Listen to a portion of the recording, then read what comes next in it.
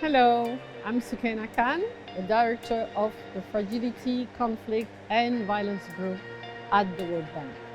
More than 5,000 people have come together from across the globe, both virtually and in person, to delve into our central theme, innovating and adapting in a volatile world. We've been able to tackle tough questions, from climate change to criminal violence, prevention, and forced displacement. We've been energized to hear innovative ideas on how to increase resilience and build institutions through harnessing digitalization and technology, leveraging private sector, closing the data gaps.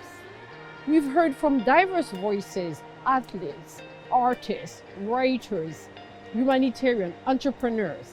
I hope you've been re-energized with this discussion and you will go back to your office like me with a renewed sense of purpose on how we could turn these great ideas into action.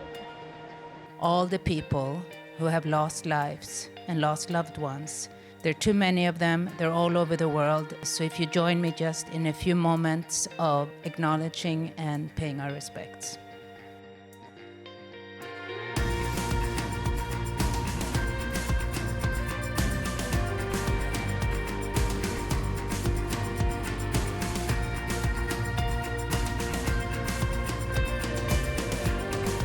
We've got to hit the main themes, which are lessons learned, resilience, middle-income countries, the private sector, and be interesting and engaging at the same time. No pressure.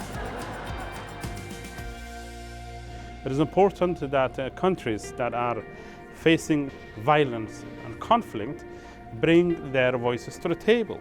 It's a mistake when we say, let's do first humanitarian assistance, let's then move to development, and hopefully by then we have a peace process. We need to be aware of how do we do our calculations, how do we prioritize, and when do we start development. Partnership is a very important principle for the United Nations, particularly in fragile, conflict-affected and violent settings. We count the World Bank as one of our very important partners in those settings, and we need to leverage our comparative advantages in these very complex situations. More should be done to integrate private sector approaches to either resolving the conflicts or resolving market issues within the conflicts. Internally displaced people are indeed sort of chronically invisible. I think there's a range of explanations for that and we have to address them.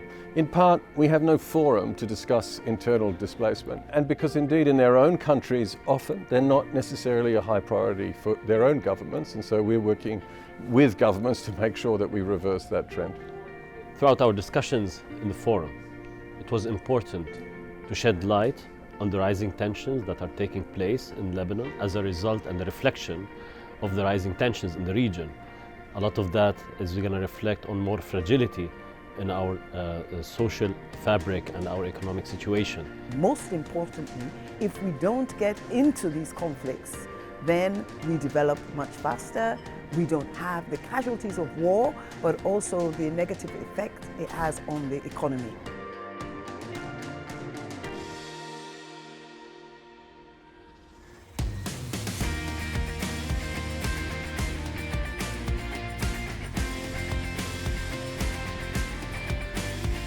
The VR experience, it was incredible.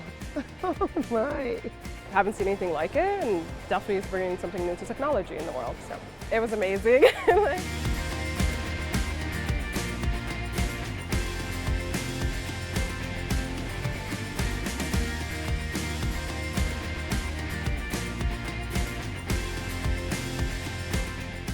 What does fun have to do with conflict? I want one word about sports and impact. Resilience. Today, I have decided to raise my voice to stop wars instead of empowering states to win them. I don't want to be resilient. I hate resiliency because I don't need to be.